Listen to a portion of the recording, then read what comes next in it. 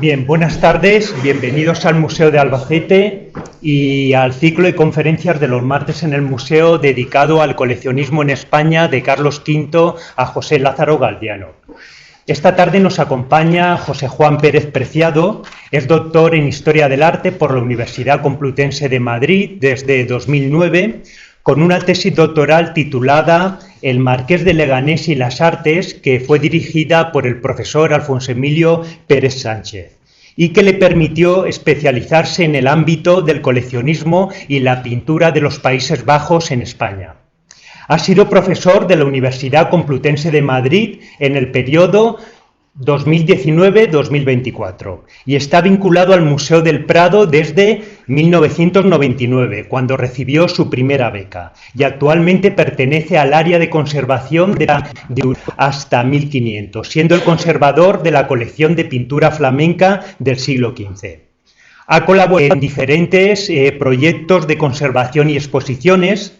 Ha sido comisario de exposición dedicada a la Fuente Tabla de Van Eyck en 2018, la de Roger van der Weyden en 2015 y la iconografía de Van Eyck celebrada en la Fundación Artes en Ribeira, en La Coruña, en 2004. Entre sus publicaciones destacan la última, la del catálogo razonado de la pintura flamenca del siglo XV del Museo del Prado, que es pues una obra de referencia para conocer todas las pinturas flamencas que conserva dicha institución. También la coautoría del libro Inventarios Reales, las colecciones de Felipe V e Isabel de Farnese IV, y es autor de un número muy nutrido de artículos publicados en libros, en catálogos, en revistas científicas, tanto nacionales como internacionales, el colección flamenca en España. Realizado internacionales, como el dedicado al propio Roger van der Weyden, y otros varios, también simposium, siempre los mismos campos de especialización sobre el coleccionismo y la pintura flamenca. Y sin más dilación, les dejo con el doctor Pérez Preciado y la conferencia titulada El coleccionismo de pintura en la corte madrileña. La próxima semana, pues hay un cambio en la conferencia. En un principio iba a venir Vanessa de Cruz, pero por motivos de salud la va a dar Almudena Pérez de Tudela, que es conservadora de Patrimonio Nacional, es la conservadora del Real Monasterio de San Lorenzo del Escorial de Madrid. Y recuerden también apagar sus teléfonos móviles. Y sin más, cuando quieras. Lo digo yo. Vale.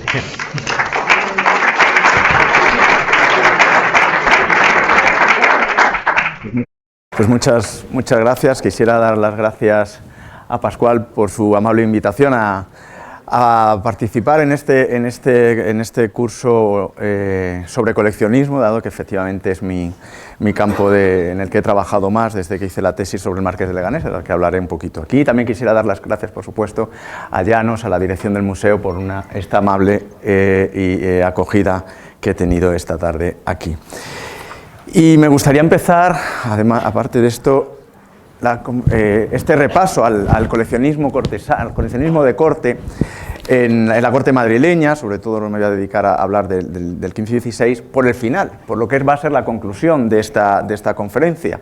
Y para ello nada mejor que llamar la atención sobre un libro que a mi juicio es muy ilustrador de lo que significa el coleccionismo de corte en España, como es El triunfo de la pintura, una obra de Jonathan Brown que tiene ya bastantes años, que es muy útil, ya no tanto en cuanto a los datos que aporta, pero sí en cuanto a la idea fundamental.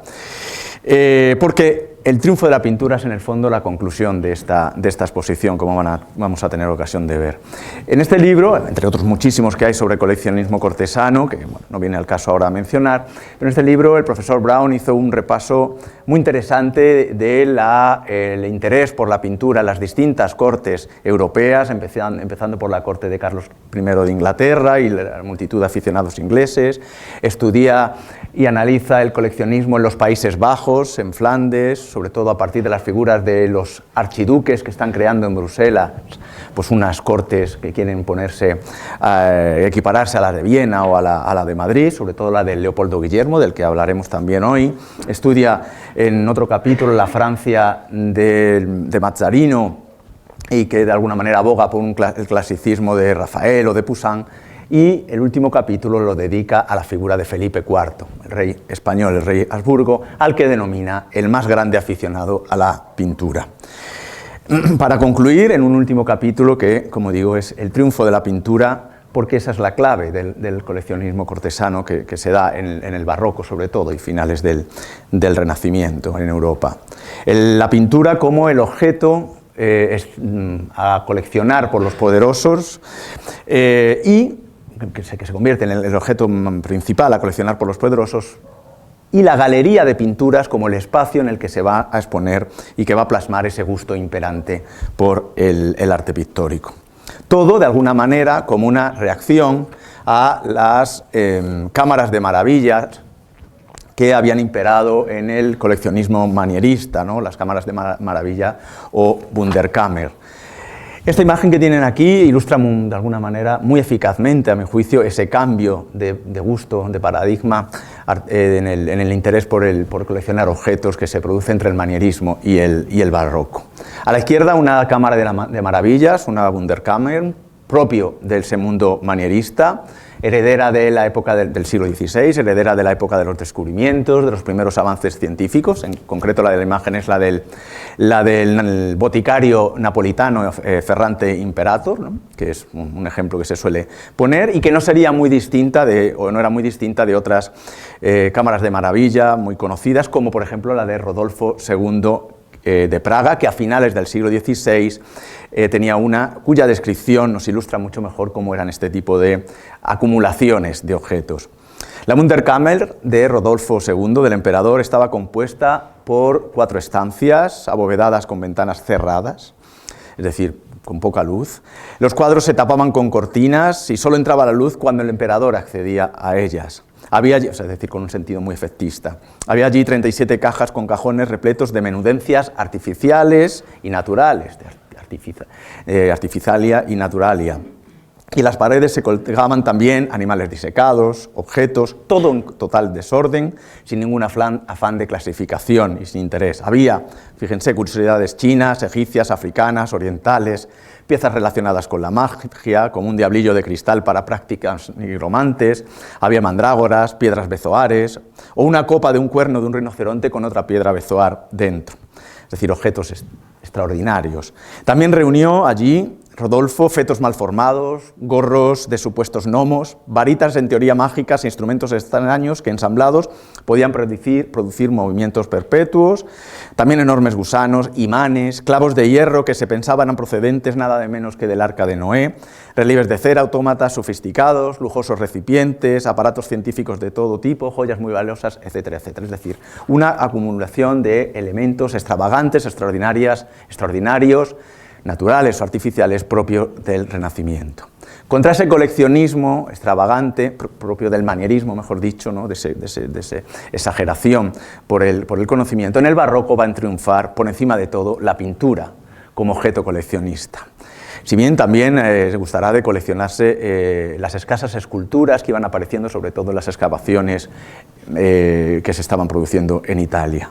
Predominan las galerías de pintura como esta, que veíamos a la derecha, de un coleccionista flamenco, Cornelis van der Geest, que lo vemos aquí abajo, discutiendo o mostrándoles a los archiduques de los Países Bajos, es decir, a los gobernantes de los Países Bajos, una pintura de Quentin Metsys. Y esto es muy interesante, eso es la clave, el conocimiento de pintura, la capacidad de discutir sobre ella, el diletantismo, el gusto por debatir, por entender, esa es la palabra, sobre pintura, se va a convertir en el emblema del perfecto cortesano en el mundo del barroco, pero también en el emblema del buen gobernante. Y por eso todos esos gobernantes que antes hemos mencionado, Carlos V, Mazarino, Felipe II, Leopoldo Guillermo, van a gustar de coleccionar. Y como concluye Jonathan Brown en el libro El triunfo de la pintura, la colección de Felipe IV y el elenco de aficionados, aristócratas, pintores, burgueses, pero también militares, políticos e intelectuales que conviven en la corte madrileña y que en ocasiones intercambian pintura con el rey y que son los que vamos a tratar en esta conferencia, se convirtieron en el mejor ejemplo de ese triunfo de la pintura. Pero vamos por partes.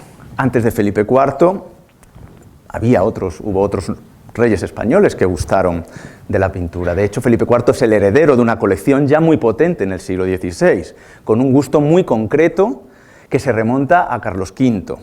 Carlos V, el emperador, no fue un gran coleccionista de pintura, pero sí vio las posibilidades del arte de la pintura como medio de promover sus ideales políticos. Sobre esto ya se ha hablado aquí algo en otra conferencia anterior, con un particular beneficiado en este momento, que es Tiziano Vecellio, a quien el emperador protegió desde al menos 1532. No voy a insistir en esto, pero Tiziano le surtió al emperador muchos retratos familiares, entre ellos el famoso retrato del emperador de Carlos V con un perro, o imágenes que reúnen una profunda carga devocional, pero también política, como la Gloria, en la que simplemente se ve la devoción de la Casa de Habsburgo, aquí retratada con Felipe II, con Carlos V, aquí hacia la religión cristiana.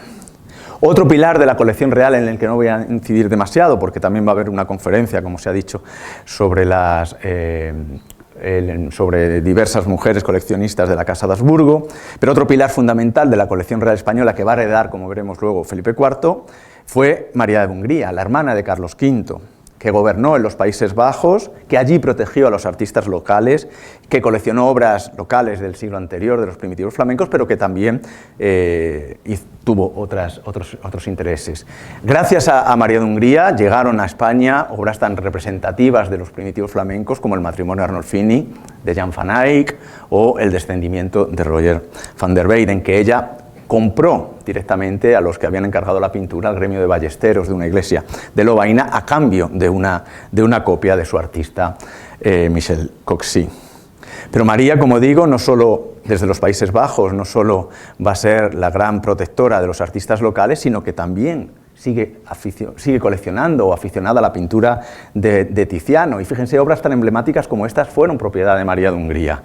El retrato de Carlos V de su hermano en la batalla de Mühlberg, uno de los mejores ejemplos de la representación política del poder del emperador, fue de María de Hungría, y el retrato de Felipe II, muy joven, también fue de ella. Estas obras, junto con las anteriores, estuvieron en el castillo de Binch, en los Países Bajos, y luego llegaron a España cuando María se trasladó aquí en su vejez.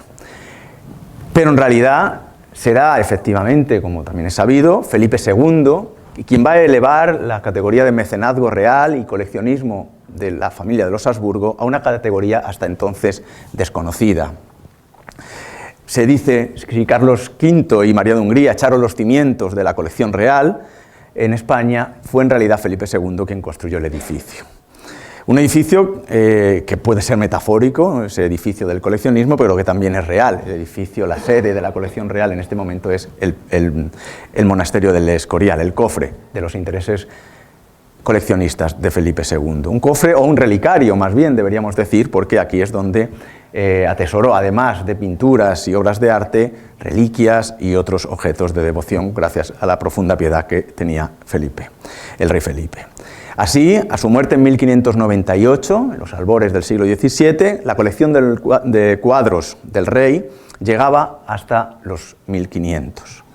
Existían 1150 obras de arte en el Escorial, donde había también una enorme colección de libros, manuscritos, estampas, armas, armaduras, relojes e instrumentos mecánicos, especímenes de naturaleza raros, también exóticos, una cierta herencia de las Wunderkammer que antes hemos mencionado, orfebrería, plata, joyas y escultura. Pero ya en el monasterio del Escorial predomina la pintura como objeto de deseo coleccionista. Otro gran número de las obras de Felipe II estarán en el Alcázar de Madrid, que ven a la izquierda en una imagen del antiguo Alcázar que se quemó en el siglo XVIII. Aquí había otro medio millar de pinturas y el Alcázar va a ser, sin embargo, la sede de la colección real en época de su nieto, de Felipe IV.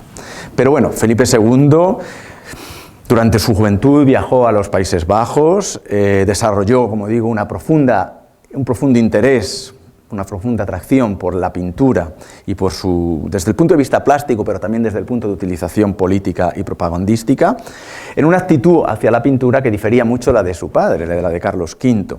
Mientras Carlos, como hemos dicho, no fue nunca un auténtico aficionado ni un coleccionista excelso y solo veía en el arte una forma de estimular la piedad religiosa o un medio de conmemorar sus glorias políticas o la de la propia dinastía de los Habsburgo, Felipe, además de estas funciones que también las va a conocer y utilizar, amaba la pintura por sí misma y no dudó en albergar en sus palacios, junto a obras de tipo religioso y retratos, otra buena cantidad de obras de temas profanos, mitológicos, históricos, como por ejemplo las famosas poesías que encargó a Tiziano, obras en las que se representan los amores de los dioses, amores como Júpiter metamorfoseado en una lluvia de oro que descansa o que cae sobre Danae para poseerla en el magnífico cuadro del Museo del Prado, o la espectacular historia de amor de Venus y Adonis a través de los pinceles de Veronés. Las historias de los dioses de la antigüedad, dentro de una cultura de recuperación de los mitos de la antigüedad, de la filosofía de la antigüedad propia del Renacimiento, va a ser también la gran, un motivo de gran interés por parte de los coleccionistas españoles, de los reyes españoles. Tiziano sigue siendo el preferido del rey, de Felipe II. Además de esas pinturas mitológicas que acabamos de ver, de las poesías y de retratos, Tiziano realizó alegorías políticas para Felipe II. Pongo como ejemplo la famosa imagen de España socorriendo a la religión, que es una manifestación de la política filipina, o también imágenes devocionales narrativas específicas. El entierro de Cristo, que está en el Museo del Prado, es el mejor ejemplo. Muchas de estas obras que Felipe II encargó a Tiziano, o que el veneciano hizo para el rey, se conservaban, como hemos dicho, en el Escorial, donde todavía se conservan hoy algunas de ellas. Por ejemplo, el Martirio de San Lorenzo todavía sigue siendo el cuadro que preside el retablo principal de la iglesia del monasterio de San Lorenzo. Es decir, Tiziano va a ser uno de los grandes pilares de la pintura, de la colección de pintura de Felipe II. Pero de sus viajes juveniles a los Países Bajos va a surgir otra profunda afición pictórica por parte de Felipe II, la pintura flamenca, la pintura del norte de Europa sobre todo. El rey Felipe va a poseer algunas de las obras más relevantes de artistas del siglo XV y de comienzos del XVI, además de los que pueda heredar, como hemos visto, de María de Hungría. Él va a tener y va a donar al Escorial, y va a entregar al Escorial obras fundamentales para la historia de los primitivos flamencos, como los matrimonios de María, del maestro de Flemal, como este tríptico de Edith Bouts, con escenas de la vida de la Virgen, que se inspira en Roger van der Weyden. Del propio Roger van der Weyden va a poseer el Calvario, que es una pintura absolutamente rompedora porque es aunque está hecha en los Países Bajos en el siglo XV, es prácticamente una pintura de concepción renacentista. Bueno, eso es otra conferencia, pero esto es una obra que claramente que consigue Felipe II y que estaba en una cartuja cerca de Bruselas. O el Cristo entre la Virgen y San Juan, de Jan Gossaert, un artista muy querido por María de Hungría, que en esta pintura del cual el rey consigue esta pintura, que va a colocar encima de esta en el palacio, en la capilla del Alcázar de Madrid. También obras de Barend van Orly, como es esta Virgen con el Niño, ¿no?, dentro ya de artistas flamencos más cercanos al mundo renacentista. Otra cuestión muy interesante dentro del interés de Felipe II por la pintura flamenca es la cuestión de las copias. Cuando el rey no conseguía alguna de las pinturas que él quería, un rey con un poder omnipotente prácticamente, no en todos los casos lo consiguió. Felipe II sabemos que se fascinó por el descendimiento que tenía su tía María de Hungría, y él mismo logró que el pintor de su tía, Michel Coxy, hiciera una copia para él mismo, que es esta que actualmente está en el Escorial.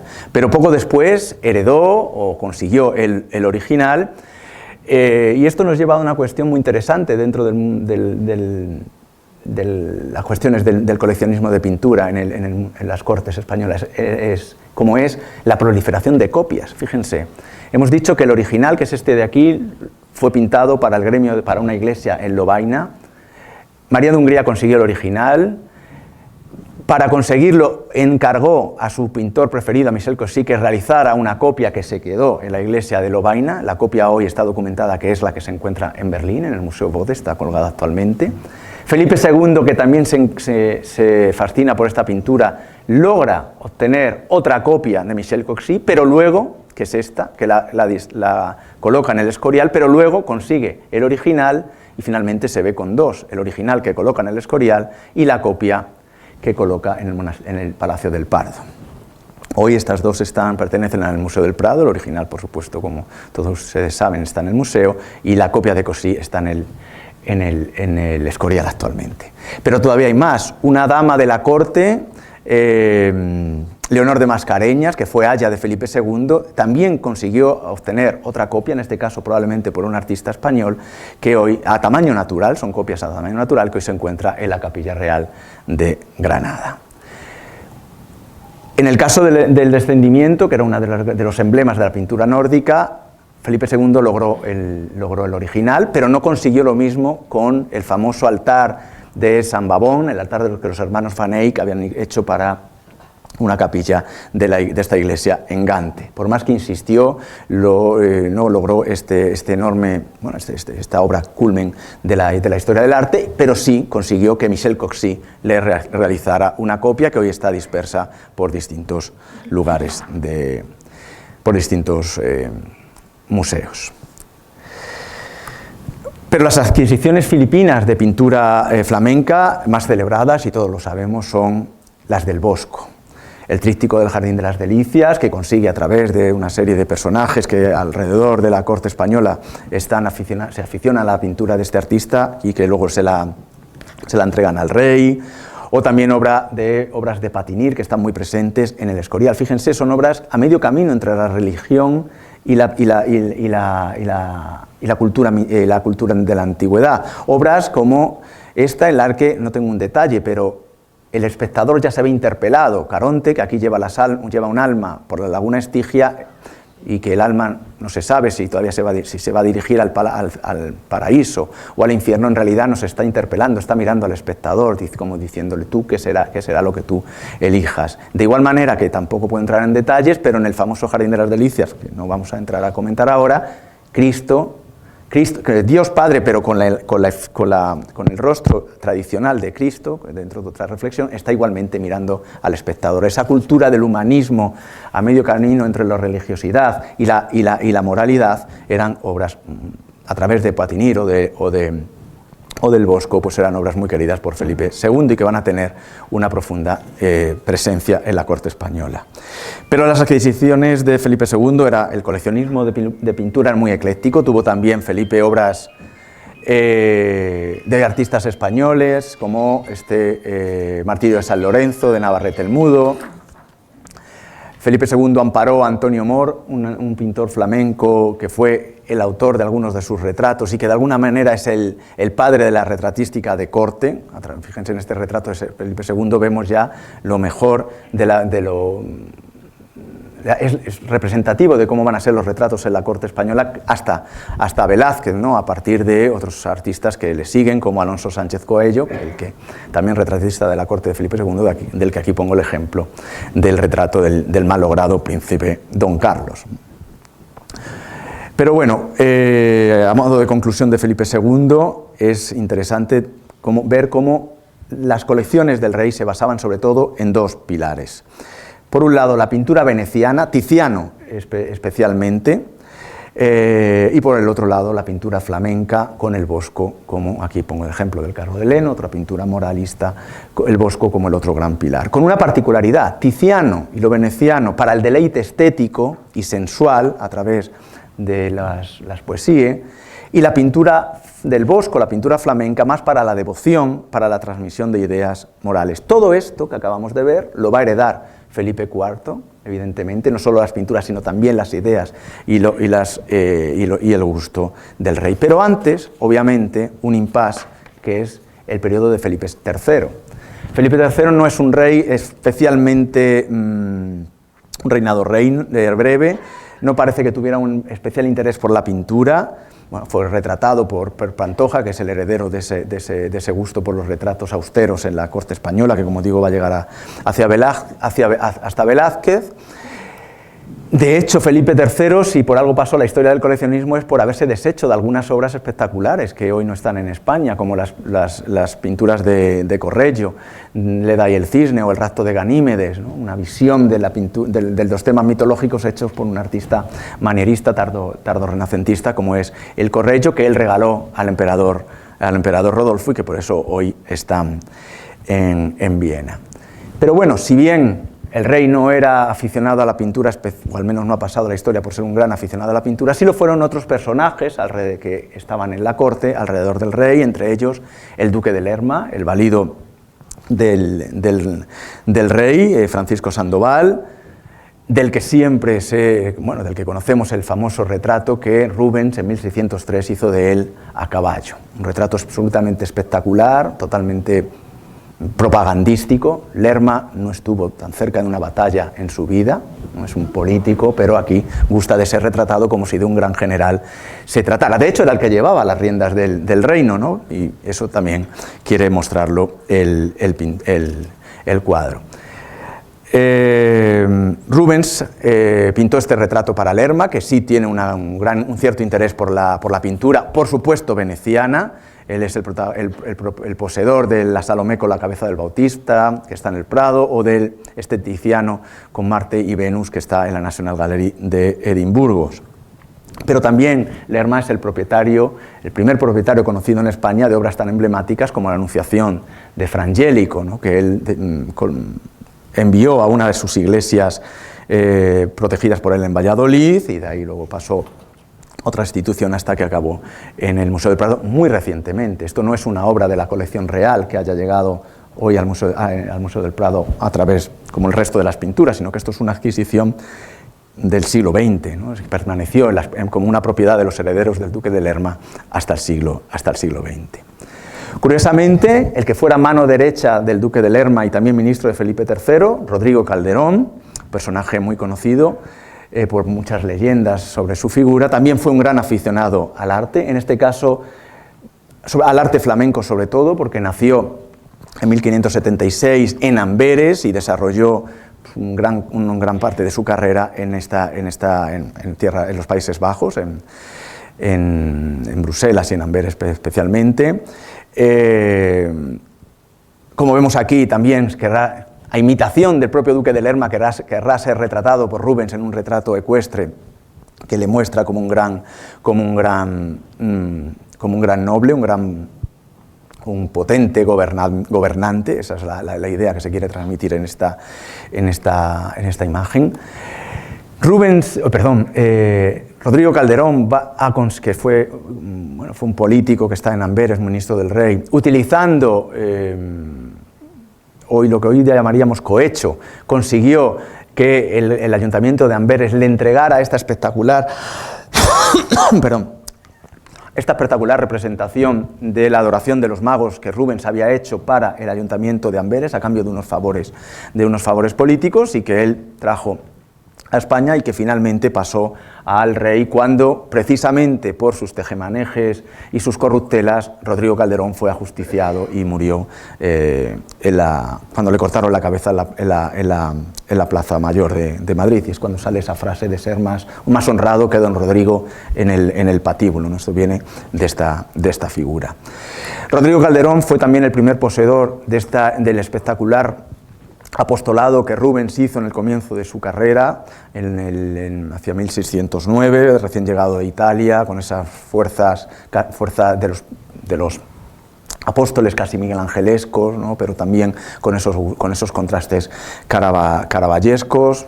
Y bueno, Rodrigo Calderón también tuvo una gran colección de tapices, flamencos, joyas, mobiliario, y hay que mencionarle como uno de los primeros coleccionistas del barroco. Pero bueno, como decíamos, la época de Felipe III fue solo un pequeño aperitivo de la que sería la más grandiosa corte europea en cuanto a la afición por la pintura, que es la de Felipe IV. En marzo de 1621, Felipe se convierte en rey por la pronta muerte de su padre, el nuevo reinado va a traer consigo el advenimiento de pintores como Velázquez, o también de nuevos políticos como el conde duque de Olivares, que desplazan a los viejos políticos que habían trabajado para el rey Felipe III. Lo más interesante, y por lo que saco a colación al conde duque de Olivares, no es por su afición al arte, sino porque sí van a ser muchos primos suyos, y primos en el sentido familiar, y personajes allegados a su familia, que él va a colocar en distintos puestos de la corte, los que van a convertirse en los grandes aficionados a la pintura, y lo vamos a ver inmediatamente. Y esos aficionados que vamos a ver, junto a una serie de acontecimientos que suceden en el periodo del reinado de Felipe IV, son los que convierten su corte en el emblema del coleccionismo cortesano y que convierten a Felipe IV en el mayor coleccionista de todos los tiempos. Su reinado viene marcado por varias visitas de otros grandes aficionados al arte de la pintura que dejan una gran impronta en la corte y animaron lo que hoy llamaríamos el mercado del arte. La primera se produce en 1623, cuando Felipe IV es muy joven, cuando visita España el príncipe de Gales, el que luego va a ser Carlos I de Inglaterra, acompañado de Baltasar Gerbier y el duque de Buckingham, dos prominentes coleccionistas aficionados al arte, de esos que estudia Brown en un capítulo concreto.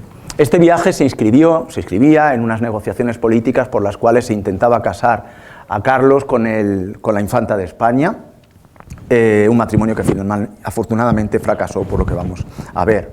La comitiva inglesa, como he dicho, grandes aficionados a la pintura, buscaban sobre todo pintura veneciana y sabían que la corte española había a expuertas, dado ese gusto de Felipe II y Carlos V por Tiziano. De hecho, obtuvieron grandes obras venecianas en Madrid.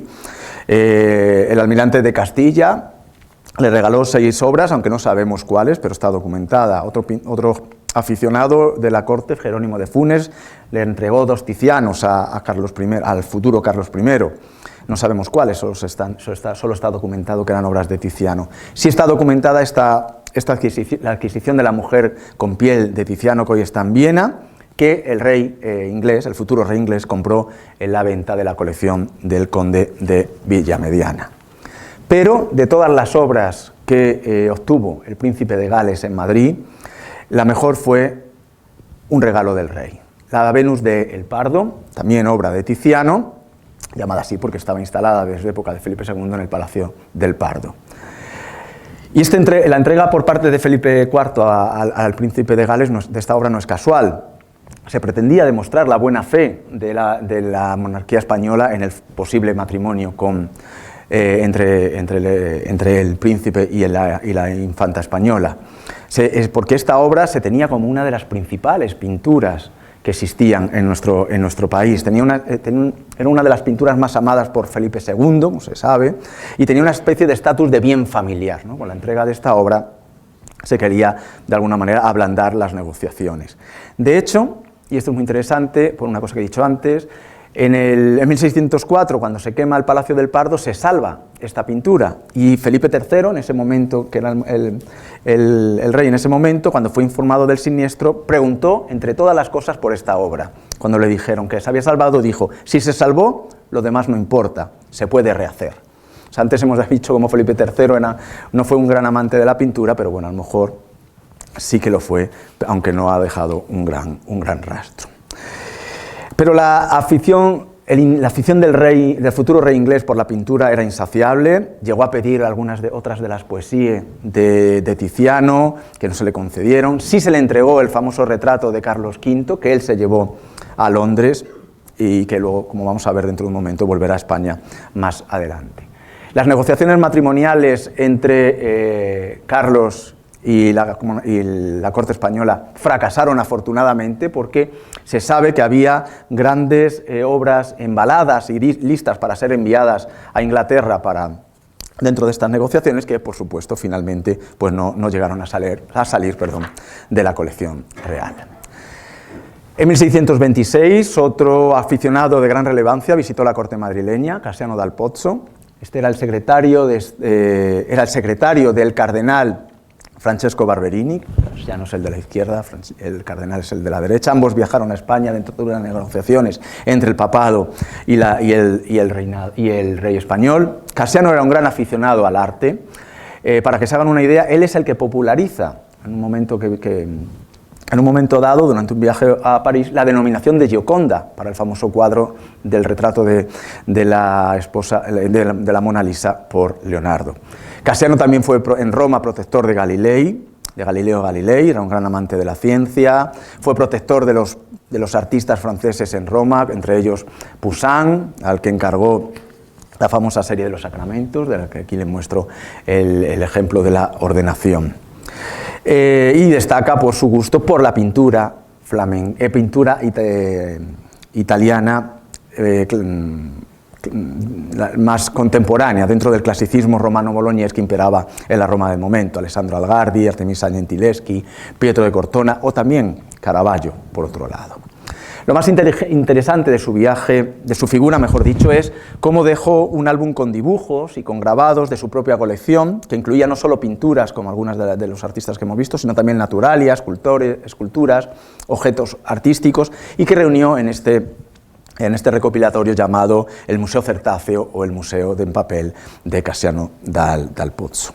En cualquier caso, Casiano es uno de los más finos aficionados a la pintura que visita España en este momento. Conoció a Velázquez, con quien viajará al Escorial, visitó a los coleccionistas más importantes de la corte madrileña, y esto lo recoge en un diario que ha sido muy útil para conocer cuáles eran los intereses de estos aficionados y sobre todo cuáles eran los verdaderos aficionados al arte en la corte madrileña del momento. Y intercambia ideas con estos aficionados. En definitiva, el viaje de Barberini fue un fracaso en lo político, pero la presencia de su secretario Casiano va a picar el orgullo de los aficionados españoles por montar colecciones de pinturas, y va a abrir el camino al interés por la pintura italiana más allá de lo veneciano, que era lo que imperaba en las colecciones españolas. Velázquez no fue ajeno a esta presencia, y tiempo después, de alguna manera, el rey mandaría a su pintor, a Velázquez, a Italia para buscar objetos para su colección, que eran los que había tenido Casiano dal Pozzo. Pero sin duda, la visita más trascendental que se produce durante el reinado de Felipe IV es la que hace Pedro Pablo Rubens en 1628, cuando llega a Madrid. Aquí lo vemos retratado con su primera esposa. Rubens es más que un pintor, como esta obra delata. Esta obra no tiene que ver con la corte española, pero es muy sintomática de lo que significa Rubens. Es más que un artista, es un cortesano, es un noble, es un diplomático, es un entendido en arte, y esa impronta la va a dejar en nuestro país. Trae varias pinturas, muchas para la Torre de la Reina, que eran encargos de la gobernadora de los Países Bajos, Isabel Clara Eugenia, y que se colocan en la Torre de la Reina de Isabel de Borbón. No voy a hablar de esto porque, quizás en esa otra conferencia sobre el coleccionismo femenino de los Habsburgo se hable, pero son obras que ya vienen a España con Rubens, obras hechas por sí mismo. Es interesante saber que Rubens vino a España no tanto como pintor, sino como diplomático, con la intención de alcanzar una paz entre Inglaterra y España, que se había roto después de las negociaciones fracasadas para el matrimonio de Carlos I, que acabábamos de ver. Para ser aceptado en la corte, dado que él era un pintor y la corte española era muy tradicional y chocaba que un pintor fuera el representante del rey en unas negociaciones de paz, lo que hizo Rubens fue acercarse a aficionados que le pudieran abrir las puertas de la corte o que le pudieran acercar al rey, y entre ellos destaca el marqués de Leganés, que, como vamos a ver al final de la conferencia, fue un gran aficionado a la pintura. Para Leganés, Rubens hizo en España esta obra, La Inmaculada, y que no es una obra casual. Es la única vez en que Rubens, el gran artista del barroco flamenco, realiza este tema, La Inmaculada, la única. ¿Por qué? Porque el tema de la Inmaculada, o mejor dicho, la defensa del sagrado dogma de la Inmaculada era casi una cuestión de Estado en España. Y de esta manera está demostrando que él puede ser un pintor, pero que también puede ser un pintor que ilustre o que ponga sus pinceles al servicio de la propaganda del rey Felipe IV. Como así fue.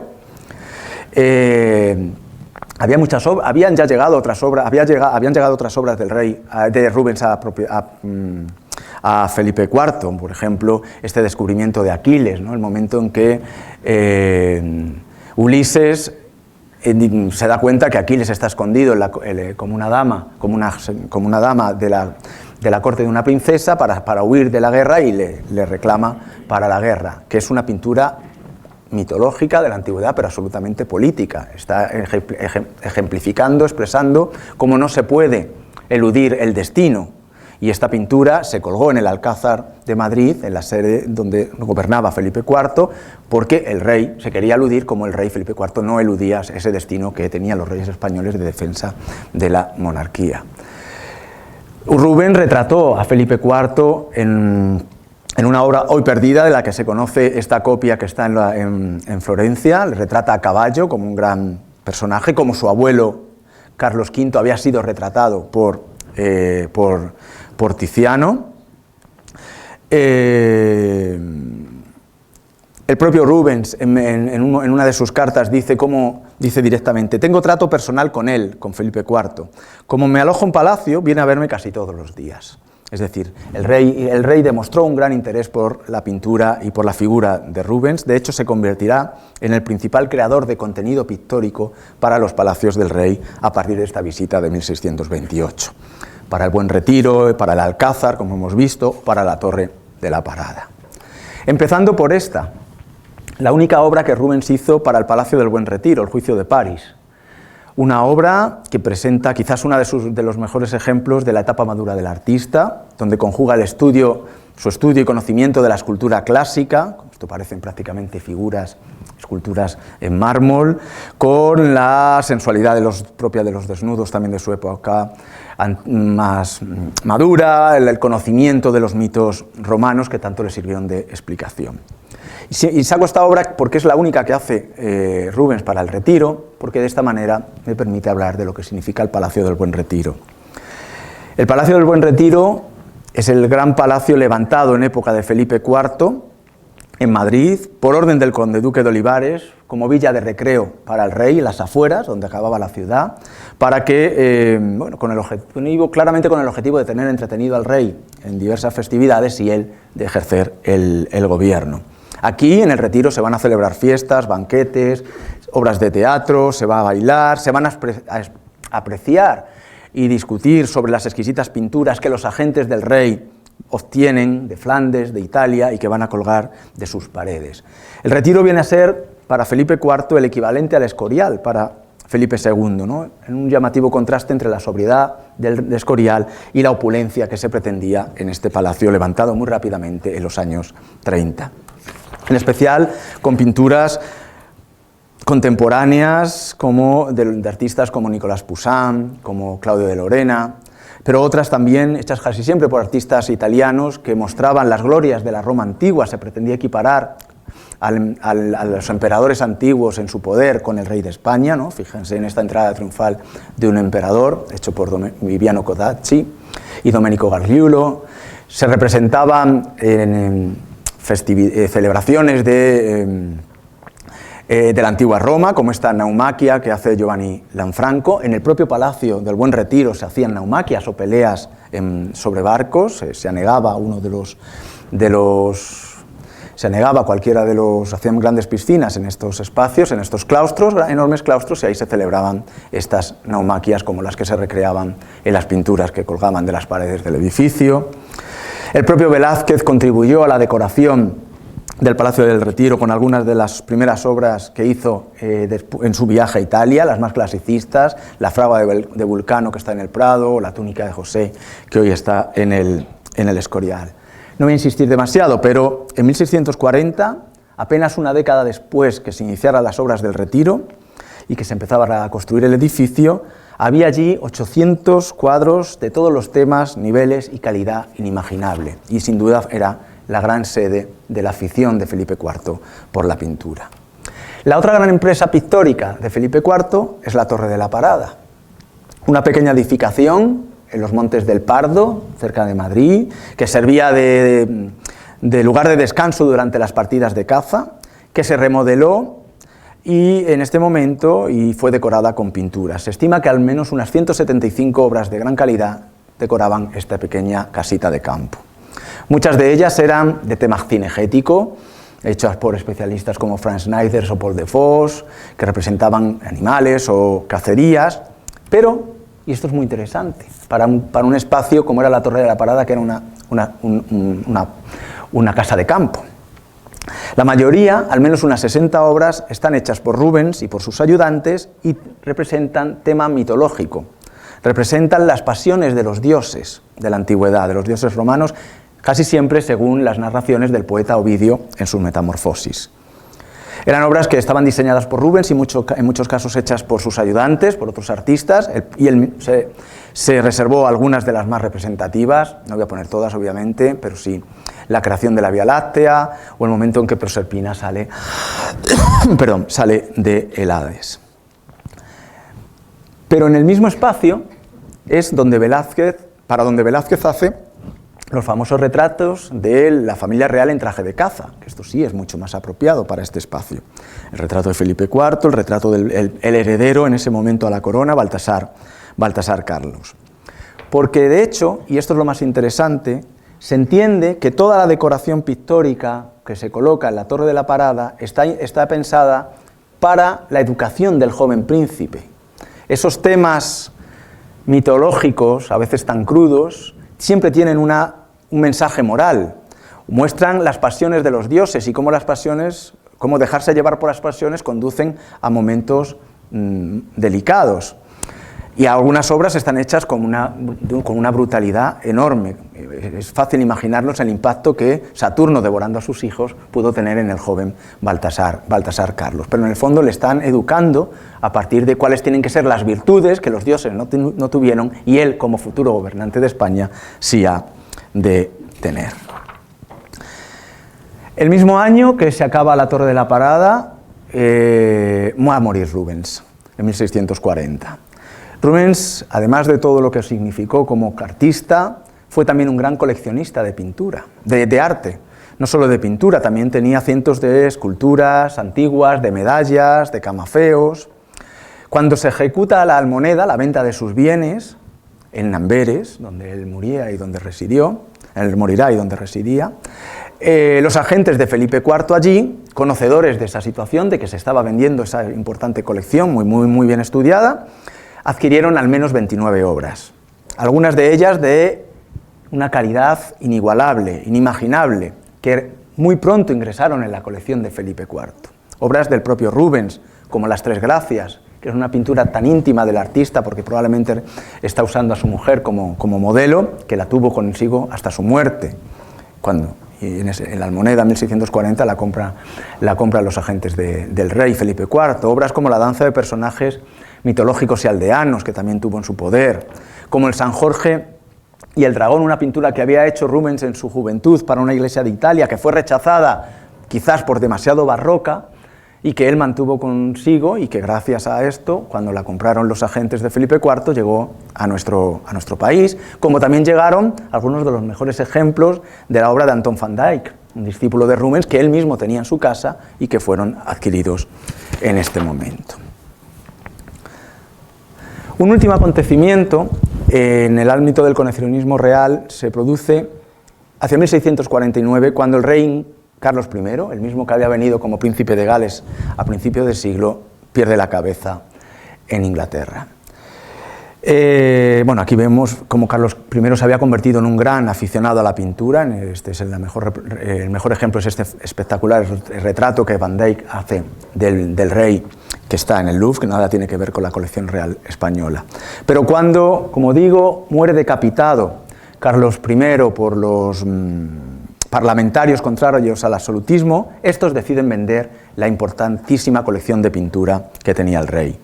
Se produce la llamada almoneda de la Commonwealth o almoneda del siglo, que duró 5 años, desde el 49 hasta el 54, y que salcó al mercado europeo hasta 1500 espectaculares pinturas tanto del siglo XVI como del siglo XVII, así como importantes tapices, esculturas, objetos de adorno. Muchas de estas fueron adquiridas por el embajador español en Inglaterra, Alonso de Cárdenas, para don Luis de Haro, un ministro español, que le regaló la mayoría de sus obras a el rey, engrosando la colección real con importantísimas obras como La muerte de la Virgen, de Andrea Mantegna, el lavatorio de Tintoretto.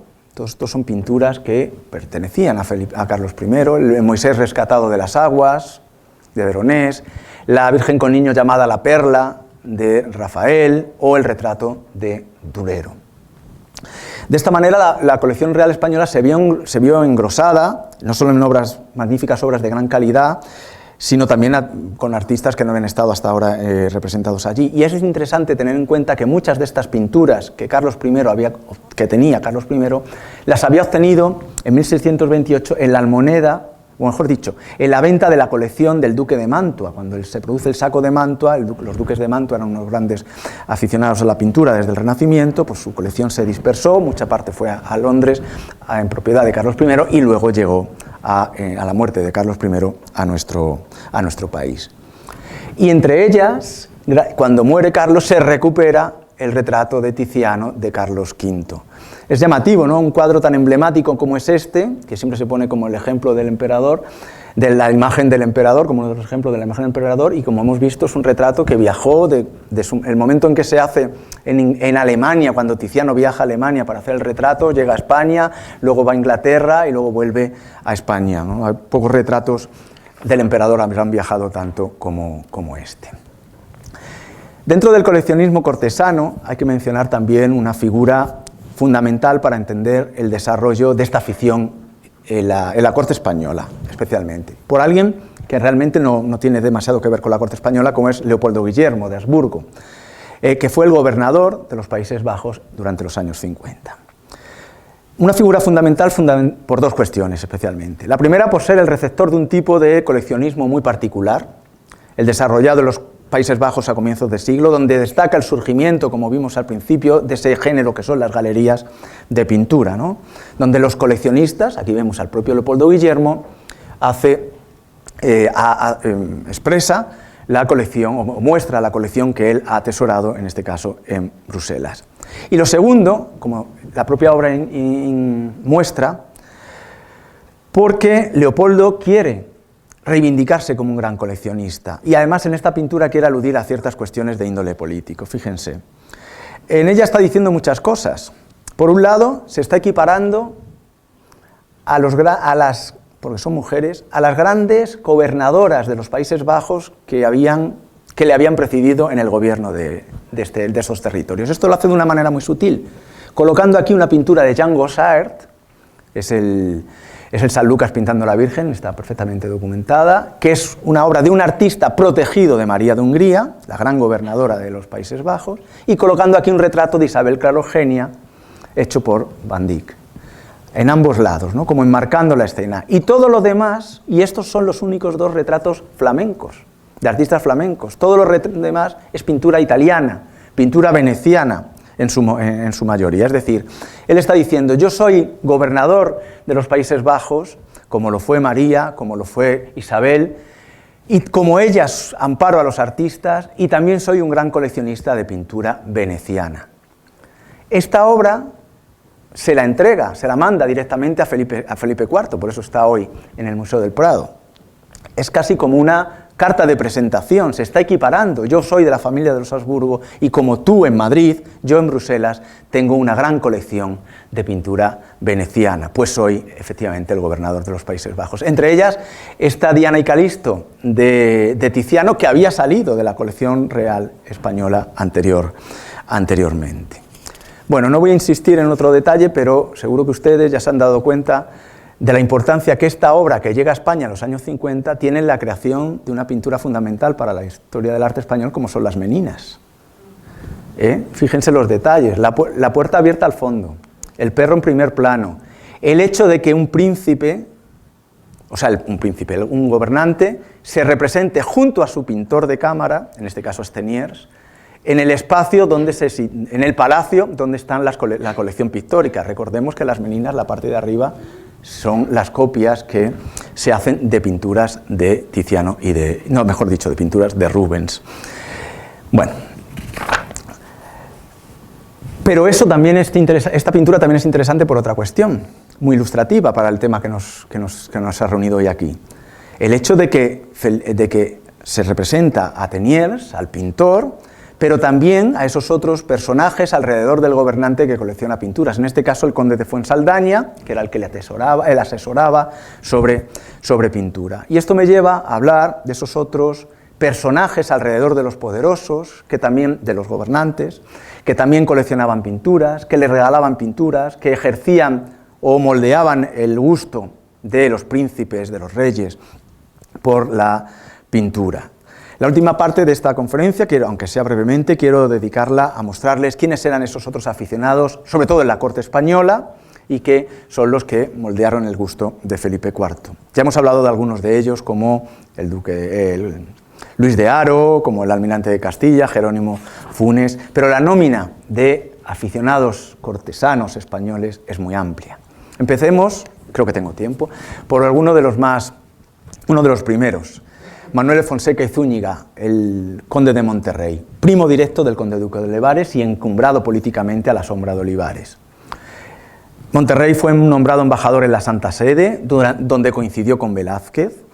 Fue también virrey de Nápoles, donde protegió a Giuseppe Rivera, como delata la famosa Inmaculada, la Purísima Inmaculada, la Inmaculada Monterrey, que es como se llama, que el propio conde lleva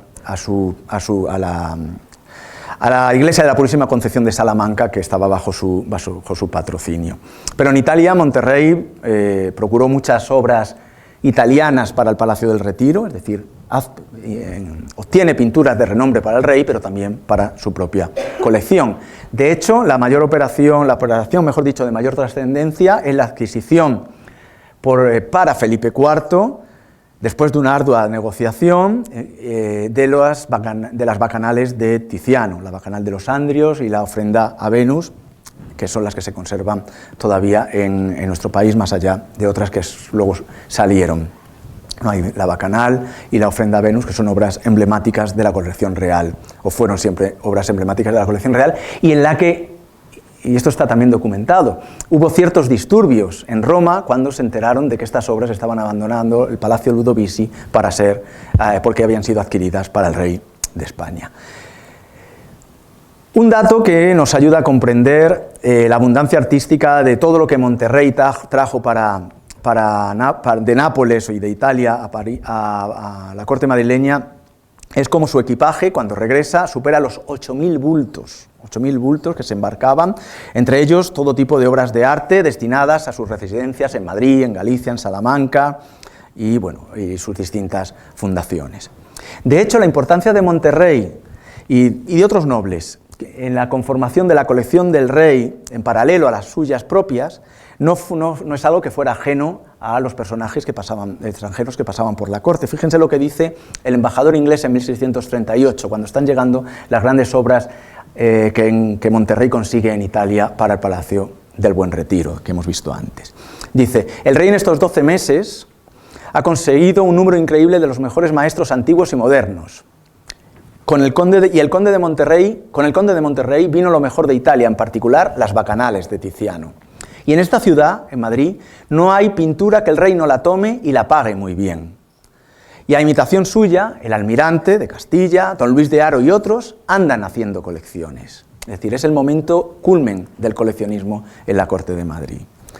Esos otros coleccionistas que menciona el embajador inglés son, como digo, Luis de Haro, el que había conseguido hacerse con las obras de Carlos I y que le entregó a Felipe IV, solo se quedó con algunas, como este Ecce Homo de Chigoli. El hijo de don Luis de Haro, llamado Gaspar de Haro y Guzmán, va a ser mucho más relevante, si cabe, como coleccionista de pintura. comenzó mal la relación con Felipe IV, pues intentaba quedarse con las obras que el padre había conseguido para el rey, esto le procuró una cierta enemistad, pero luego bueno, pues finalmente fue rehabilitado, enviado a Italia, y en Italia tuvo varios cargos, virrey, como por ejemplo virrey de Nápoles, donde llegó a acumular una gran colección de hasta 3.000 cuadros, de los cuales al menos 1.200 estaban en España y el resto en Nápoles. Carpio, como se le conoce, destaca por la posesión ya en 1651 de una obra absolutamente singular en la producción de Velázquez, como es la Venus del Espejo, que hoy está en la National Gallery. Una de esas escasísimas obras realizadas por el sevillano, que no tuvo como destino la colección del rey, porque Velázquez trabajó sobre todo para el rey, probablemente por su sensualidad, pero sí que fue adquirida por este coleccionista, el marqués del Carpio, Gaspar de Haro. También Carpio tuvo o poseyó la famosa Madonna Alba, que hoy está en la National Gallery, llamada así porque pasó a la casa de Alba, la esposa de Carpio era de esta familia. La Educación de Cupido, que hoy está en la National Gallery de Correggio, también es una obra que poseyó Carpio y bueno, destaca su interés por la pintura veneciana o italiana, como este Correggio, entre los 3.000 obras que logró. Entre la pintura flamenca tuvo, por ejemplo, algo tan singular como los bocetos para los tapices que había diseñado Rubens, es decir, los propios bocetos hechos por Rubens en unas tablas para que se tejieran esos tapices que hoy están de la serie de la Eucaristía, que hoy están en las Descalzas Reales, en el monasterio de las Descalzas Reales, y que en ese momento eran prácticamente una herramienta de trabajo, pues Carpio tuvo a bien atesorarlo y guardarlo en su colección de pintura, lo que indica era un aficionado muy entendido. Otro personaje de este grupo era el almirante de Castilla, al que se refería el embajador inglés, Juan Alfonso Enríquez de Cabrera. El interés de este personaje no es tanto por cuanto las obras que poseyó, sino porque tuvo una especie de pequeño museo en su casa Palacio en Madrid, en el que tenía las obras colocadas por escuelas, obra italiana en una sala, obras flamencas en otras, obras españolas en otras, aunque bueno, también fue un gran aficionado a la escultura. Este busto está hecho por Juan Melchor Pérez, un artista al que él también protegió. Aunque no lo menciona el embajador inglés, entre esos otros que andan haciendo colecciones, probablemente estaría Ramiro Núñez de Guzmán, el duque de Medina de las Torres. También pariente del conde duque de Olivares. Curiosamente, Medina de las Torres hasta hace poco se identificaba con este busto. Hoy, hace unos años, hubo un estudio que demostró que este es el almirante de Castilla. Hoy no tenemos una imagen clara de cómo era físicamente Medina de las Torres, por eso les enseño este pobre grabado. En cualquier caso, es un personaje muy interesante desde el punto de vista del coleccionismo. Casi arruina casi arruina el ventajoso matrimonio que tuvo en la adquisición de pinturas y bienes artísticos que luego va a regalar al rey. Entre ellos, Medina de las Torres va a ser el primer poseedor documentado de precisamente el cuadro que sirve de cartel a este ciclo de conferencias, la alegoría de la vista de Rubens y Bruegel, junto a las otras 4 alegorías de los sentidos. Está documentado que fue propiedad de Medina de las Torres y que él se la entrega al rey, como dicen los inventarios del Alcázar en 1636. Se instala también en Nápoles. Es muy interesante ver cómo Nápoles en el fondo es uno de los lugares por los que llega gran pintura de calidad a nuestro país, y entre ellas, por parte de la colección de Medina de las Torres, llegaron el Martirio de San Felipe, de Giuseppe Rivera, la Virgen del Pez, de Rafael, o la Madonna del Brandini, de Tiziano, hoy en la National Gallery de Londres. Otros artistas, otros personajes que son claves son los condes de Benavente. No voy a insistir demasiado en ellos. El Juan Alfonso de Pimentel, que fue también virrey en Nápoles, fue uno de los primeros poseedores de obra de Caravaggio españoles, en concreto de este Martirio de San Andrés, que hoy está en Cleveland, una adquisición muy temprana y que de alguna manera es un punto de inflexión en la influencia de Caravaggio o la presencia de Caravaggio en nuestro país. Pimentel fue un coleccionista muy temprano. Ya en 1610 tenía una importante colección de antigüedades, pero el conde de Vinamente, al menos este conde de Vinamente, no entra dentro de ese coleccionismo cortesano, porque muchas de las obras que él tiene las va a llevar a sus pequeñas casas, sobre todo en León. Sí, su hijo, Juan Francisco de Pimentel, es un emblema de coleccionista cortesano, está establecido en la corte, se hizo retratar en esta magnífica imagen en una obra que hasta hace poco creíamos de Velázquez. Hoy está demostrado que es una obra del taller, pero en cualquier caso es un ejemplo de un personaje que quiere tener obras de calidad en nuestro país en ese momento. Una cuestión muy relevante es que no todos los aficionados a la pintura en la corte madrileña eran nobles, como nos han aparecido hasta ahora, como pudiera parecer por los ejemplos anteriores. Una singularísima excepción es Pedro de Arce. Es cortesano, hidalgo, pertenecía a los monteros de cámara, no a la gran nobleza, pero era un gran aficionado a la pintura. En su colección hay obras de casi todos los artistas españoles del momento: Rente, Juan de la Corte, Collantes, Ribalta, Rivera, Van der Hamen o Angelo Nardi, su favorito, pero también artistas italianos, esos que trabajan para el Buen Retiro, o del siglo XVI, Sebastiano del Piombo, Tibaldi, Negretti, Giulio Romano. Pero sin embargo, Pedro de Arce va a pasar a la historia por ser el primer poseedor de esta obra, Las Fábulas de Aracne, o Las Hilanderas. Una pintura que en el fondo es una pintura absolutamente intelectual, es un homenaje al ejercicio de la pintura, ¿no? Aquí Velázquez, como sabemos, no podemos entrar ahora demasiado en detalles, pero lo que está haciendo Velázquez es equipararse a Tiziano, equipararse a Rubens, ¿no? Si Rubens y Tiziano representaron esta fábula del rapto de Europa, que vemos al fondo, también lo hará Velázquez, pero escondiéndola en una pintura mucho más intelectual, en la que lo que parece en primer plano es simplemente una escena de la cotidianidad inmediata, ¿no? Como un taller de hilado, pero en el fondo una reflexión en torno al triunfo de la pintura. Por eso es tan importante este artista.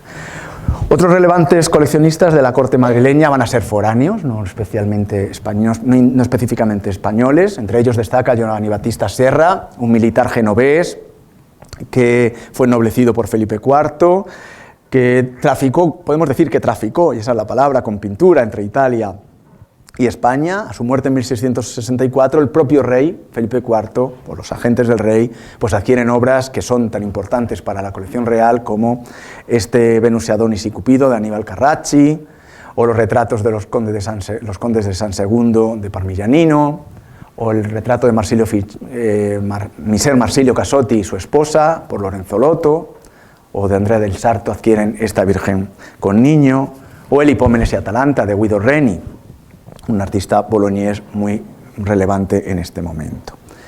Serra, el marqués Serra, como militar, está muy relacionado con el personaje que nos ha aparecido antes y con el que quiero acabar la conferencia, que es el marqués de Leganés, general de Felipe IV, militar, político, primo de Olivares, que hace carrera también a la sombra de Olivares, con quien Serra intercambia pinturas. De hecho, el marqués de Leganés posee una copia del Hipómenes y Atalanta.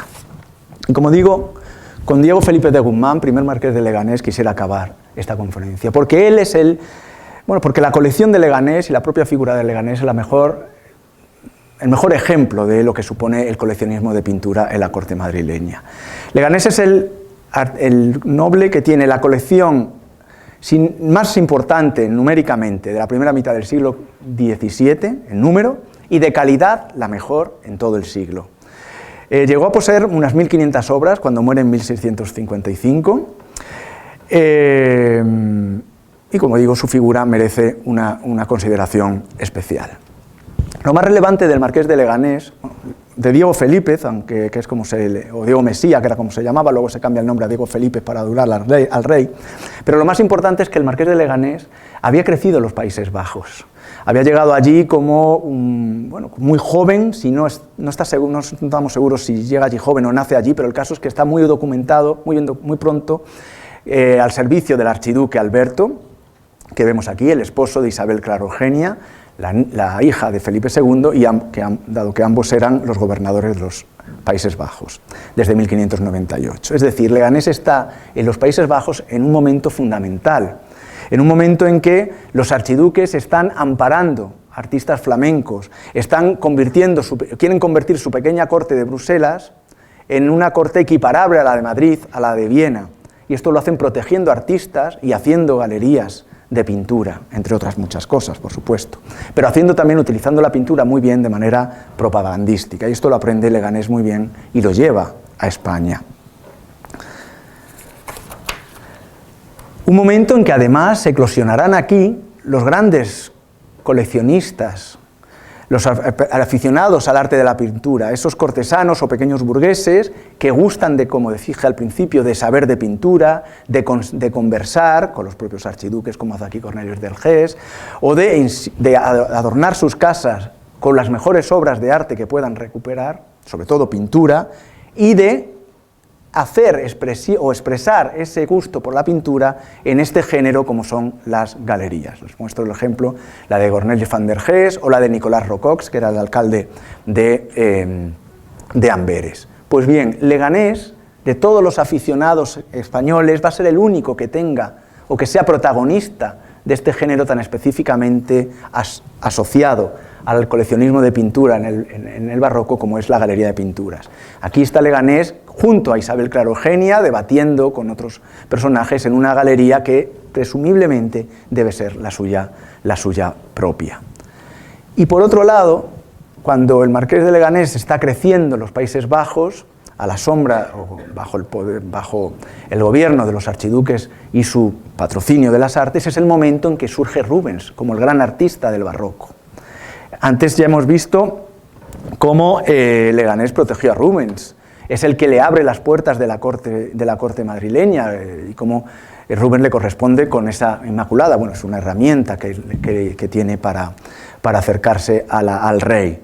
Leganés protegió a Rubens, consiguió que el Consejo de Estado le aceptara como embajador de España, pese a ser un simple pintor, porque consiguió que Isabel Claro Eugenia le diera un título nobiliario también, y valoró la pintura de Rubens, y de alguna manera le abrió los ojos al rey respecto al valor de la pintura de Rubens. Están documentadas hasta 50 obras que tiene el Marqués de Leganés de Rubens, muchas de ellas, como son las que tienen en la imagen, perfectamente trazadas hoy en día. La Inmaculada, la Anunciación que está en Amberes, la caza del lobo que está en el Metropolitan. Esta obra absolutamente política, porque es un ejemplo de la devoción de la Casa de los Habsburgo hacia la religión católica, como es el acto de devoción de Habsburgo, de Rodolfo I, el fundador de la Casa de Habsburgo, retratos de los generales españoles, representaciones de un género específicamente flamenco, como es las imágenes religiosas en guirnaldas de flores, o representaciones de este mundo rubeniano en el que el artista está demostrando ser un gran conocedor de la cultura clásica, como Séneca. Por supuesto, Leganés, que creció en los Países Bajos, acopió obras de otros artistas coetáneos, Jan Bruegel, Van Dyck, Gaspar de Crayer, Daniel Seger, Jos de Montper. Muchas de estas obras, como estos magníficos, bueno, ese es un ejemplo solo, pero son varios bodegones de un artista como Alexander Adriansen, se los entrega al rey, se los regala al rey. Él es el que está de alguna manera formando el gusto de Felipe IV por la pintura flamenca y no solo por Rubens. Fue atesorador Leganés de obras de los flamencos del siglo anterior, de los primitivos flamencos o artistas del humanismo del siglo XVI, con obras no siempre perfectamente documentadas, pero similares a otras que sí lo están, de Jan van Eyck, de Roger van der Weyden, del Bosco de Quentin Metsys, de Jan Gossaer, de Willem Key, como es este San Jerónimo que apareció unos años y que hoy está en el Museo del Louvre. Lo más relevante para entender la figura del Marqués de Leganés como coleccionista no es solo que tenía estas pinturas y que se han podido trazar, sino que en su documentación aparece perfectamente reconocido la autoría de los artistas, de las obras que él posee, algo que no es siempre habitual en los documentos de los otros coleccionistas. Es decir, muchos de ellos tenían obras de artistas relevantes, pero no tenían realmente conocimiento de estos artistas. Y el Marqués de Leganés, gracias a la documentación, sí queda claro que tiene conocimiento de quiénes son estos artistas. Porque colecciona obras de artistas contemporáneos, pero también de artistas anteriores. Y no solo flamencos, también italianos. Durante un tiempo estuvo destinado como gobernador de Milán y presumiblemente en este periodo hace una gran colección de pintura italiana, con obras que de nuevo acaban en la colección real, como este retrato de un Gonzaga que está hoy en el Museo del Prado, o este también de Tiziano, o la copia de este Rafael. Tiene obras de grandes artistas italianos de este momento. Andrea del Sarto, Daniele da Volterra, que se atribuye esta obra hoy en el Museo del Prado, muchos artistas italianos. Y sobre todo, artistas que están trabajando en Milán, o que habían trabajado en Milán. Leganés tiene la colección de leonardescos más importante de la corte madrileña. Obras de Bernardino de Salai, de Bernardino Luini, del Salai, de Cesare d'Accesto, de Gianpetrino. Pero también esto muchas veces se olvida cuando se habla de la figura de este personaje, de esos pintores lombardos contemporáneos del momento en el que está allí, en Milán, como gobernador, Ambrogio Ficino, el Serrano, Giulio Cesare Procaccini, o también pintura contemporánea, no entro en el detalle, pero tenía obras perfectamente documentadas hoy, como son las de la fila de abajo, de Orazio de Gentileschi o de Guido Reni. Y por supuesto pintura española. No hay que olvidar que tuvo pintura no solo de artistas flamencos que trabajan en la corte de Madrid, muchos de ellos en la guardia de archeros, que eran flamencos de origen, como Felipe Diriksen o el que hemos hablado antes,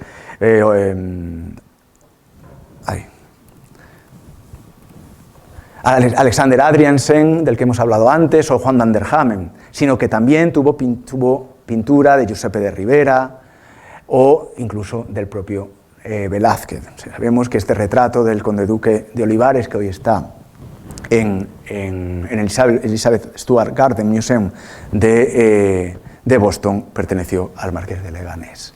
En definitiva, Leganés ha de entenderse como el epítome del coleccionismo de pintura cortesana en Madrid y el principal transmisor de ese triunfo de la pintura en España, del que, que es la conclusión a esta conferencia y del que hoy he tenido el gusto de presentarle a los principales protagonistas, ideas y obras. Muchas gracias por su atención.